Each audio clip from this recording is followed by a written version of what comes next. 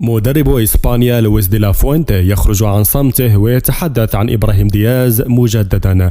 قبل ذكر التفاصيل لا تنسى الإعجاب بالفيديو والاشتراك في القناة ومتابعة الصفحة، وهيا نبدأ.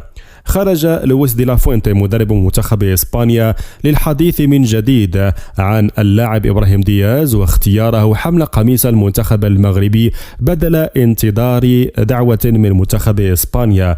وأجرى لويس دي لا فوينتي حوارا صحفيا مع صحيفة ريلوفو الإسبانية تحدث فيه عن مجموعة من الأمور من بينها موضوع إبراهيم دياز، حيث قال في هذا الصدد: هل كنت سأغير شيئا مع إبراهيم؟ لا، لقد فعلت ما كان علي القيام به كمدرب تجاهه.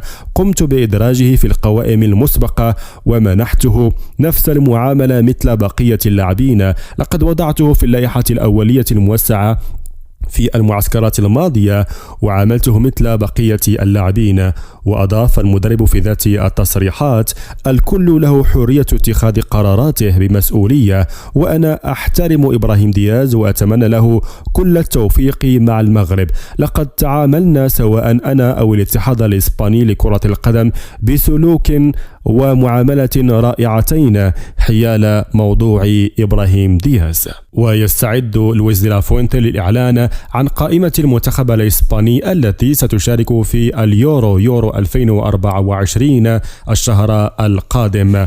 بالعودة لموضوع إبراهيم دياز، فكما يعلم الجميع فقد حسم قراره النهائي بخصوص المنتخب الذي سيمثله في الفترة المقبلة بعد اقتناعه بمشروع الجامعة الملكية المغربية لكرة القدم ليقرر الانضمام إلى أسود الأطلس، رافضا إغراءات الاتحاد الإسباني في آخر لحظة، وهي إغراءات كانت متأخرة جدا. إبراهيم دياز خاض مباراتين في معسكر مارس القادم بقميص المنتخب الوطني المغربي، ويستعد حاليا لأن يكون متواجدا مع المنتخب المغربي من جديد في معسكر يونيو القادم. وهناك أمل كبير في أن يشارك إبراهيم دياز مع المنتخب المغربي الأولمبي في أولمبياد باريس القادمة. اللاعب أكد في تصريحات أنه يرغب في أن يلعب وأن يشارك مع المنتخب المغربي في جميع المسابقات الممكنة من بينها كأس إفريقيا وكأس العالم وحتى الأولمبياد، ولكن